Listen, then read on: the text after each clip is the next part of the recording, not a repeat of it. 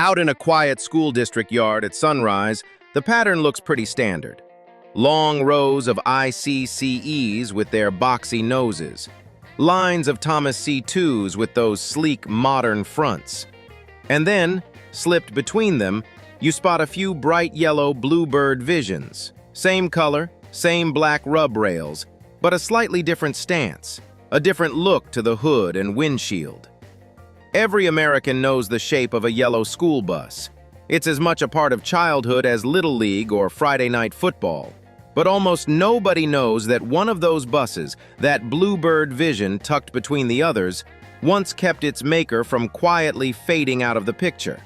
For most of its history, Bluebird did what it did best. The body. The shell, the seats, the windows, the interior layout, that was their kingdom.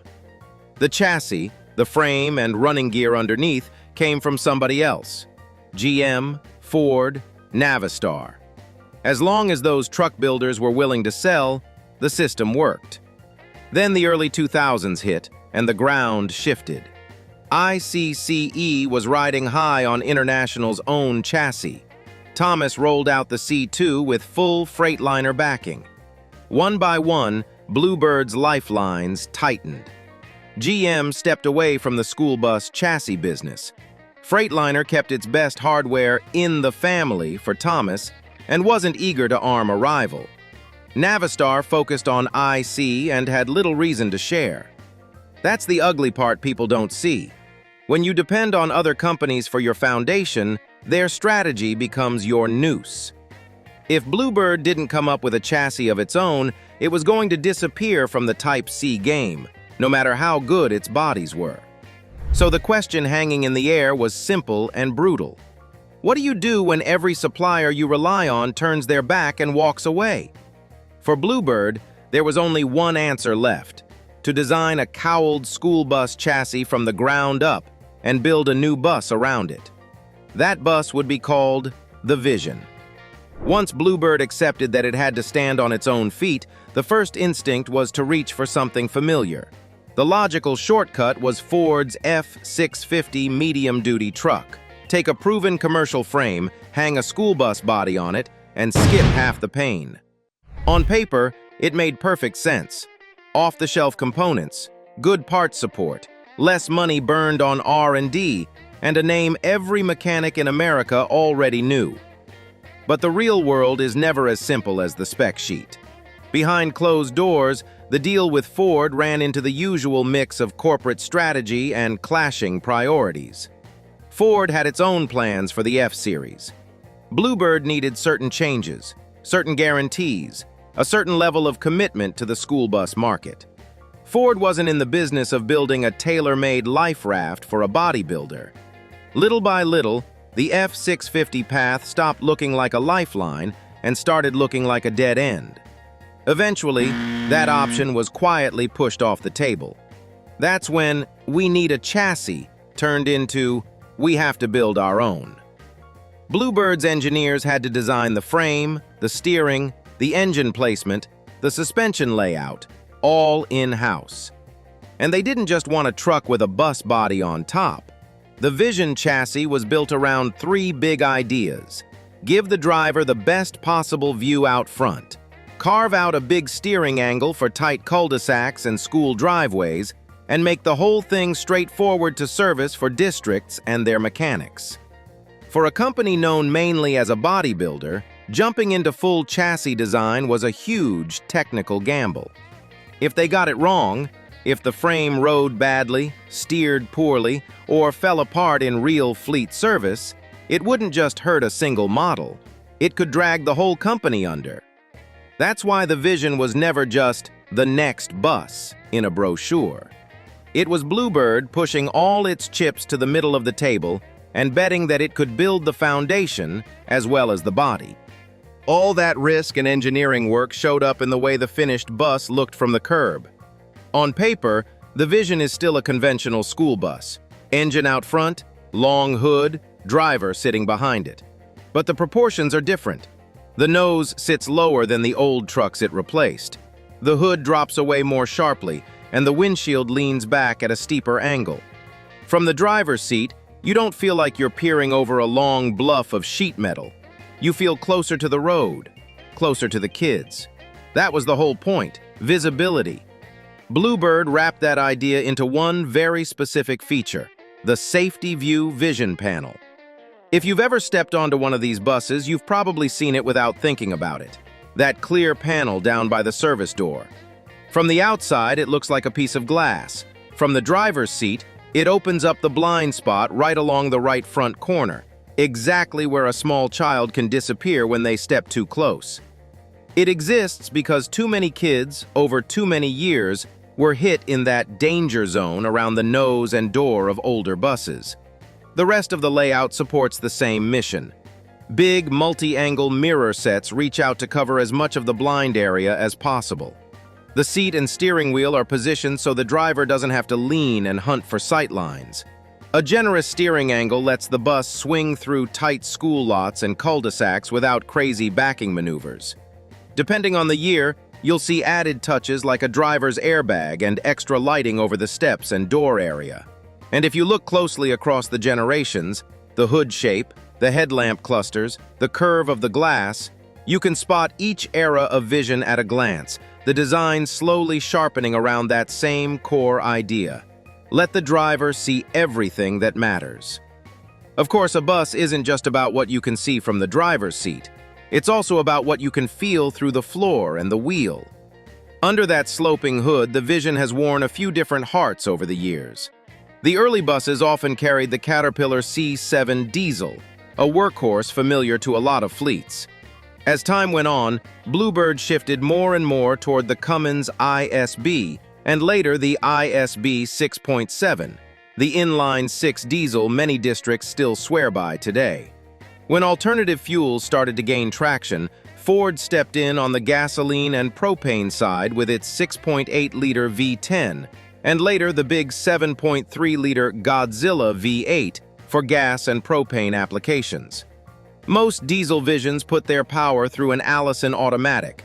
No shifting, just that steady, firm pull older drivers know well.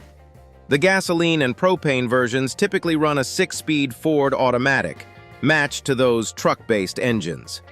Visually, you can almost read the years off a Vision as it goes by. The first generation hangs on to more of the old conventional look, squarer hood lines, simpler headlamps. The second generation cleans up the nose, tightens the sheet metal, and rides on a more refined frame.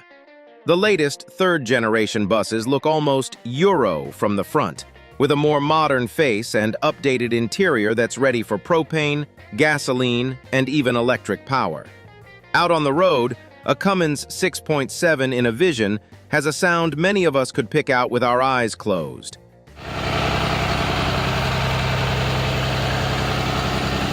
That smooth, six-cylinder thrum as it climbs a grade. The steering feels more precise than the old days, the brakes more confident, the takeoff a little cleaner. But it still drives like a real school bus, not a gadget. As the diesel versions settled into their stride, another part of the Vision story started quietly paying the bills. Propane. Modern diesel is a complicated business. Emission systems, filters, sensors, and a maintenance schedule that can make a transportation director's head hurt. Propane, by comparison, is a simpler creature. The engines are cleaner burning, the hardware is less fussy, and in many states, the grants and incentives line up neatly behind alternative fuels. Bluebird saw an opening and ran with it. Vision propane buses pair truck-based Ford or GM gasoline blocks with dedicated propane systems, giving districts a package that drinks cheaper fuel, starts easily in cold weather, and doesn't coat the air around the school with diesel smell. For many fleets, fuel and maintenance costs came down, and the noise level dropped with them. From the driver's seat and the student seats, a propane Vision feels a little smoother, a little quieter, a little more modern. From the fleet office, the appeal is just as real. Centralized propane fueling, simpler service routines, and parts shelves that look a lot less intimidating than a wall of diesel after-treatment components. Propane wasn't the last stop either. As laws tightened and zero emission became more than a slogan, the next wave rolled in. States and the federal government started lining up grants and pressure in equal measure, and suddenly, every school bus builder had to answer the same question. Where's your electric? Bluebird's answer was the Vision Electric. From the curb, it still looks like a familiar Type C. Same basic body, same profile in the yard. The big change is underneath. Battery packs in place of fuel tanks, an electric drive system where the diesel or propane hardware used to sit. On a full charge, it's built for typical school duty cycles, short routes, fixed schedules, back to the yard every afternoon, with room for a full load of kids just like its diesel cousins. For districts, the appeal is clear. Quiet departures on early mornings, no exhaust hanging over the sidewalk, and a bus that fits perfectly into predictable neighborhood runs. The trade-offs are real too. Higher upfront cost, charging infrastructure to install, technicians to train on high-voltage systems. Seen in the long view, though, the pattern is hard to miss. The same Vision chassis that started life with diesel, then grew into propane, is now carrying electricity as well. Each step a new chapter built on the same foundation Bluebird bet its future on. When you step back from engines and batteries and look at the numbers on a spreadsheet, you can see what Bluebird was really aiming at with the Vision. Total cost of ownership. They didn't try to win by building the wildest-looking bus in the yard. They tried to win by giving districts something they could run for a long time without tearing their hair out. Simple service routines, parts that weren't exotic, and a platform that didn't need to be custom-tailored for every little order. A lot of components are shared with the All-American line, which means fewer part numbers on the shelf and less retraining every time a mechanic walks from one bay to another. Against that, ICCE leans on International's dealer network and presence in big fleets. Thomas C2 brings a very modern look and the full weight of Freightliner's truck operation behind it. The Vision fights back with what it does best. Outstanding visibility, a familiar, real school bus feel, and a broad menu of diesel, propane, and now electric. Drivers tend to climb in and feel at home quickly. They can see the nose, judge the corners, and trust the mirrors. And on the balance sheet, the Vision has become one of Bluebird's two main pillars, right alongside the All-American. The reason the company is still very much in the Type C game instead of just a memory. So when you look at a Vision now, sitting between the ICs and C2s in a quiet yard, you're not just seeing another yellow bus. You're seeing the result of a desperate bet that started as a matter of survival and ended up as the backbone for three eras: diesel, propane, and now electric. For a lot of Americans born between the mid-1990s and about 2010, this is the school bus of childhood. The feel of those rubber steps under your shoes, the vinyl seat that stuck to your jacket in winter, the soft hum of a Cummins, or the gentle pull of a propane engine, and that safety view panel by the door catching the morning light. Sometimes a vehicle isn't just transportation. It's the anchor that lets a company stay alive long enough to evolve. 30 or 40 years from now, will an old Vision EV rolling into a car show draw the same smiles we give a 50s Chevy or a GM fishbowl today? I'd love to hear your story. Did you ride a Vision to school, drive one, or wrench on one in the yard? Drop your memories in the comments. Hit like if this brought a picture back in your mind, and subscribe. Next time, we might turn the spotlight on the ICE, the Thomas C2, or the propane school bus revolution itself.